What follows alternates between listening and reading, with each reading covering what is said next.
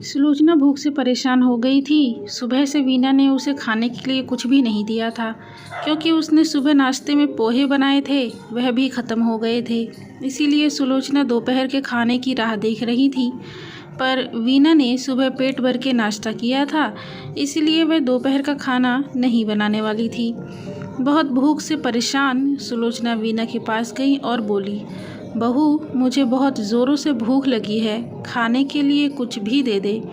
सुलोचना का कहना सुनकर वीना मुंह टेढ़ा करके बोली, दिन भर सिर्फ आपको भूख ही लगती है, दूसरा तो कुछ काम भी नहीं रहता आपको। उस टेबल पर चने रखे हैं, उसे खाकर पानी पीकर सो जाओ। आज दोपहर में मैं अपनी फ्रेंड के साथ बाजार जाने वाली हूँ, इसीलिए खाना तो रात को ही बनाऊंगी। यह सुनकर सुलोचना का मन उदास हो गया।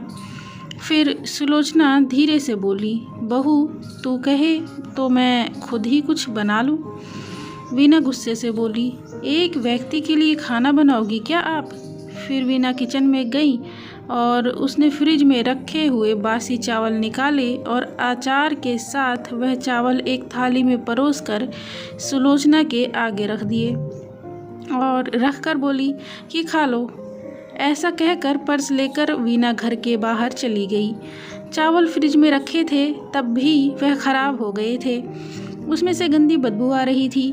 सुलोचना ने गुस्से से वह चावल डस्टबिन में डाल दिए। इसके बाद उसने दाल चावल निकालकर अपने लिए गरम गरम खिचड़ी पकाई और पुदीने की चटनी के साथ खाई।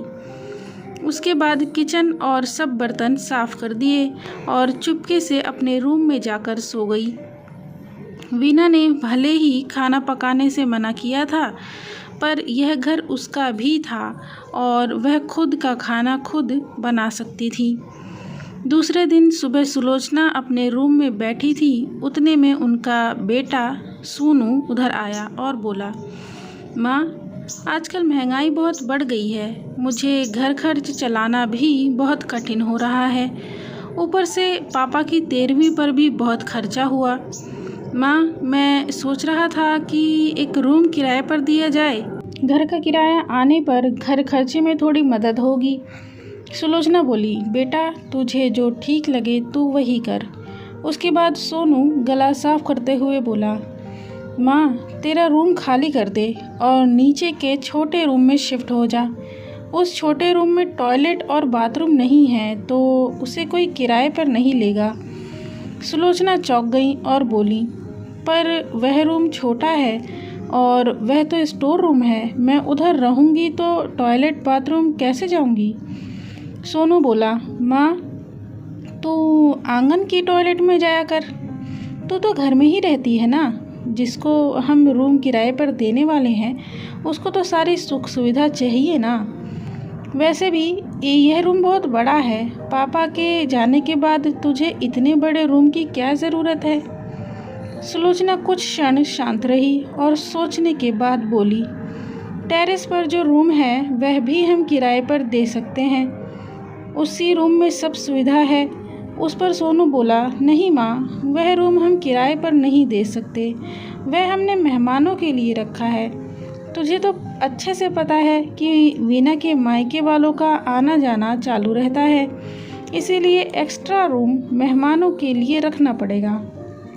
सुलोचना सब समझ गई थी कि बेटे ने तो उसका ही रूम किराए पर देने का निर्णय लिया है, क्योंकि वह बुढ़ापे में बेटे के ऊपर आश्रित थी। इसीलिए सोनू ने जो कहा उस पर सुलोचना ने ज़्यादा विरोध नहीं किया। उसने अपना थोड़ा सामान लिया और छोटे रूम में शिफ्ट हो गई। इधर पुराने छोटे रूम में उसका जी घुट रहा था, तब भी वह उस रूम में दिन काट रही थी। नया किराएदार आया था, सब पहले जैसा चल रहा था। घर में आए हुए किराएदार का नाम विनोद था। वह एक एनजीओ में काम करता था। वह हर रोज़ वीना और सोनू सुलोचना के साथ कैसा सलूक करते हैं वह देखा करता था। वह देखकर उसको बुरा लगता था। धीरे धीरे सुलोचना विनोद को अपने बेटे जैसा मानने लगी। विनोद भी आते जाते सुलोचना का हाल चाल पूछा करता था और उसका ख्याल रखता था। सोनू और वीना को सुलोचना से कुछ लेना देना नहीं था। वीना बचा हुआ खाना उसकी थाली में रख कर जाती और बेटा तो उसकी तरफ देखता भी नहीं था। सुलोचना तो पहले ही समझ चुकी थी कि उसका बेटा पहले जैसा नहीं रहा, वह बदल गया है। फिर भी वह आंखें बंद करके किसी पालतू पशु जैसे घर में रहती थी, क्योंकि बुढ़ापे में उसको दूसरा कोई सहारा नहीं था। रोटी के 2 टुकड़ों के लिए उसको उनके पास रहना पड़ता था। कभी कभी सुलोचना को बहुत रोना आता था। सुलोचना विनोद को अपने मन की बातें बताने लगी। उनके पति की मौत बेटे की लापरवाही से ही हुई थी, पर वह ज़्यादा नहीं बोल पा रही थी। जब पति काम पर जाते थे तब घर में हम दोनों को बहुत मान सम्मान मिलता था। जब वह काम करने में असमर्थ हो गए तब सोनू को उन्होंने घर खर्चे में मदद किया करो ऐसा कहा। यह बात सुलोचना के मन को बहुत लगी। जब तक पति घर चला रहे थे सोनू अपने सब पैसे बचा लेता था, पर अब शर्म से और मजबूरी में उसको घर खर्च चलाना पड़ रहा था। धीरे धीरे माँ बाप का खर्च उसको बोझ लग रहा था, लेकिन वह स्पष्ट रूप से कुछ भी नहीं कह सकता था। इस बीच पति का स्वास्थ्य बहुत बिगड़ गया और वह चल बसे।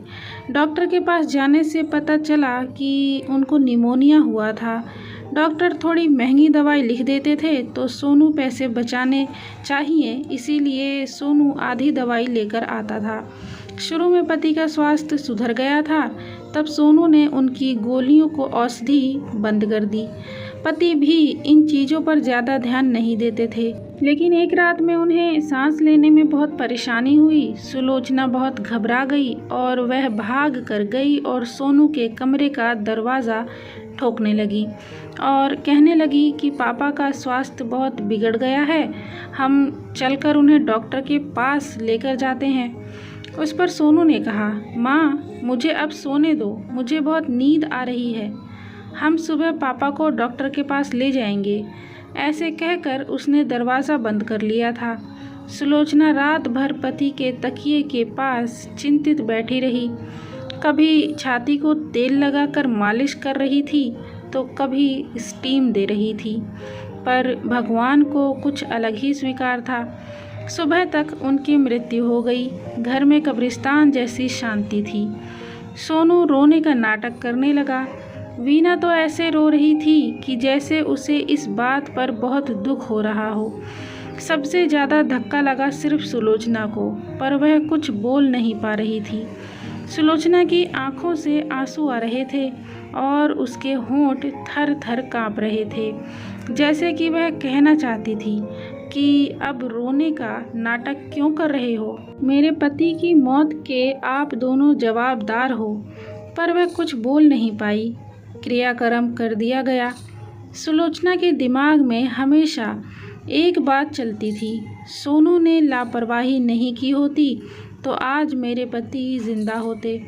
उनकी मौत के बाद वीना और सोनू का व्यवहार बहुत बदल गया था। सुलोचना को भी उनके व्यवहार की आदत पड़ गई थी, इसीलिए वह उनकी तरफ से कोई भी अपेक्षा नहीं रखती थी, पर उसका मन उसे अंदर ही अंदर खाए जा रहा था। ऐसी औलाद को सबक भी नहीं सिखा सकती। एक दिन उनका किराएदार विनोद उसके पास आया और सुलोचना को कुछ बातें उसने समझाई। वह बातें सुनकर सुलोचना की आंखों में एक नई उम्मीद जागी। दूसरे दिन सुबह सुलोचना वीना और सोनू के पास आई और बोली, मुझे तुम दोनों से ज़रूरी बात करनी है। मुझे ऐसा लग रहा है कि तुम दोनों को मेरे साथ रहने में प्रॉब्लम है, इसीलिए मैंने सोचा है कि मैं वृद्धा आश्रम में रहूँगी। सुलोचना का कहना सुनकर वीना बहुत खुश हो गई। सोनू ने थोड़ा दुखी होने का नाटक किया। फिर थोड़ी देर में सुलोचना ने उन दोनों के चेहरे के हाव भाव देखे और बोली, सोनू तुझे दुखी होने की ज़रूरत नहीं है और वीना तुझे इतना खुश होने की ज़रूरत नहीं है। पहले मेरी सब बातें सुन लो। और सुलोचना हंसकर बोली, यह बात सच है कि मैं वृद्धा आश्रम में रहूँगी, पर मैं इस घर से कहीं नहीं जाऊँगी। मैं इस घर को ही वृद्धा आश्रम बनाऊँगी। अब यहाँ तुम्हारे जैसे स्वार्थी बेटे और बहू नहीं रहेंगे। मेरे जैसे बूढ़े लोग यहाँ रहेंगे।